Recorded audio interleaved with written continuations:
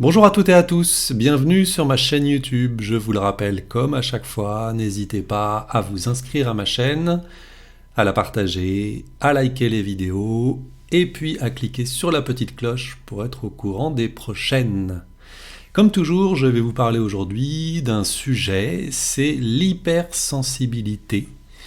Et on va aller regarder aujourd'hui le rapport de l'hypersensible au monde finalement. Au monde qui l'entoure et surtout au monde virtuel. Et nous allons donc évoquer le sujet des réseaux sociaux. Vous en avez diverses et variées. Je donnerai ici comme exemple Facebook principalement parce que déjà c'est celui que j'utilise. C'est celui sur lequel du coup j'ai le plus d'expérience sans être un expert de Facebook. Ce que je peux analyser comme ça, c'est qu'en fait les réseaux sociaux ont une tendance à amplifier les émotions. Oui, je ne sais pas si c'est les émotions vraiment, parce que moi je note deux choses principales. Quand on poste sur Facebook, on va avoir des gens qui vont poster pour... En tout cas, pas forcément pour, mais c'est ce qu'ils vont recevoir.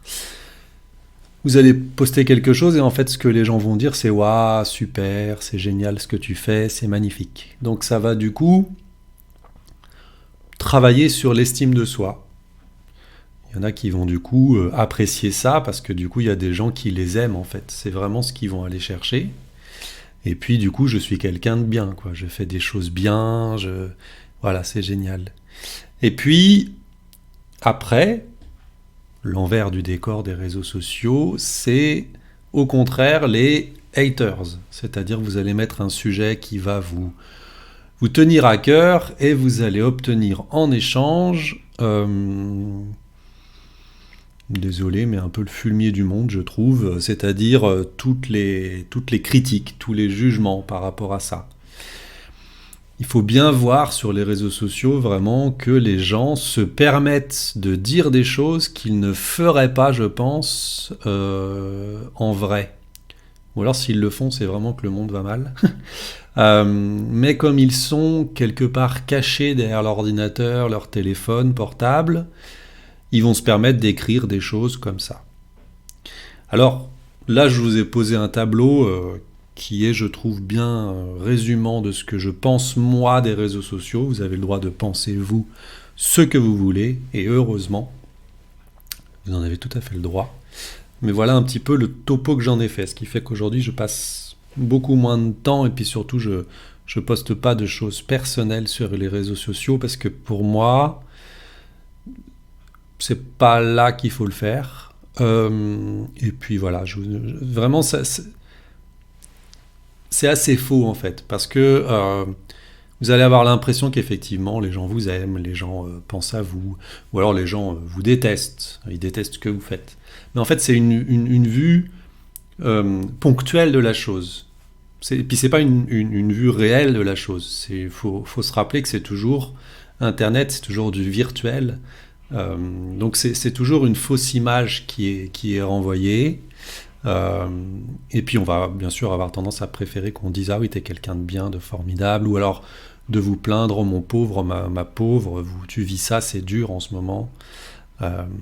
Donc du coup ça c'est un constat. Et puis alors après, pour ajouter la couche hypersensible, eh bien il faut quand même se rappeler que les hypersensibles sont hypersensibles.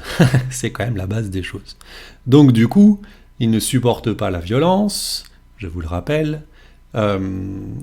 Ils amplifient les choses encore plus que la normale parce que tout prend une ampleur très très forte.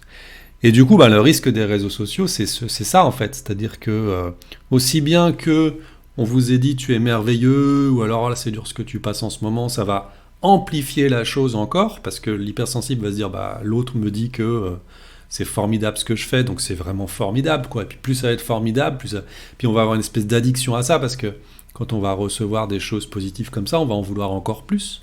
Donc en fait, on va chercher une expansion de cette chose-là. Et puis ça va vraiment prendre une ampleur énorme par rapport à ce qui était au départ.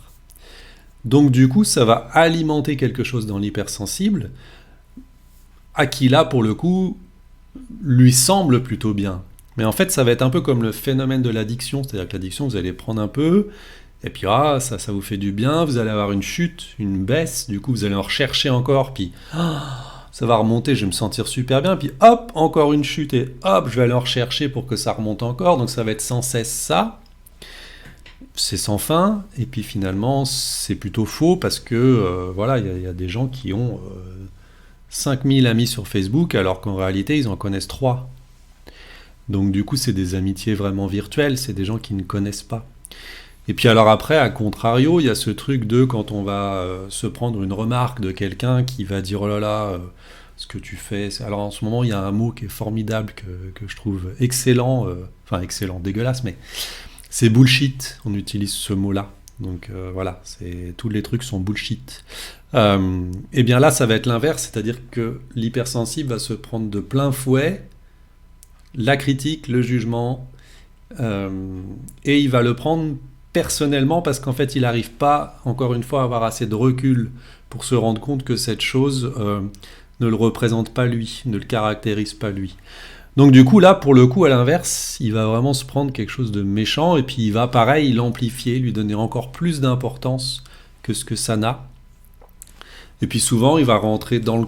Enfin, il y en a qui vont rentrer dans le conflit, pas dans le conflit, mais en tout cas dans la réponse. Ils vont aller répondre à cette personne, mais non, mais je suis quelqu'un de bien, je t'assure, ce que j'ai posté c'est bien. Et l'autre qui en fait n'a pas du tout l'intention d'être sympathique et puis vous connaît pas du tout, son seul but c'est en fait de vous cracher sa haine, bah il va être content d'une part parce qu'on lui aura répondu, donc en fait il verra que ce qu'il a dit a eu de l'impact, et puis bah du coup il va répondre et puis il va surenchérir.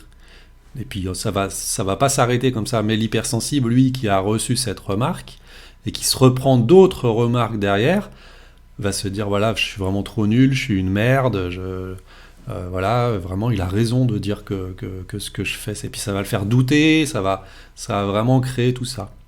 Donc, mon constat des réseaux sociaux, pour les hypersensibles, c'est, messieurs, mesdames, évitez. Évitez vraiment...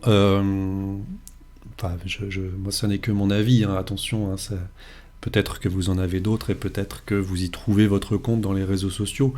Moi, le constat que j'en fais en tout cas, c'est que quand je m'expose sur les réseaux sociaux, je ne trouve pas derrière quelque chose qui me plaise, parce qu'en plus on a beau me dire mais Alain, c'est pour ton travail que tu le fais, j'arrive pas à prendre de recul par rapport à ça.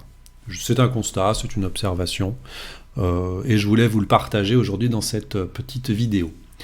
Voilà, donc j'espère que cette vidéo vous a permis de vous donner au moins une petite réflexion, vous amener à un point de vue différent, vous amener aussi peut-être à réfléchir, et n'hésitez pas du coup à mettre des beaux commentaires juste en dessous, des beaux commentaires, vous voyez comment je le dis, des commentaires en dessous par rapport à cette vidéo, qui permettront justement d'enchérir un peu le débat. Je vous souhaite une excellente journée et je vous dis à très bientôt pour une prochaine vidéo. Au revoir.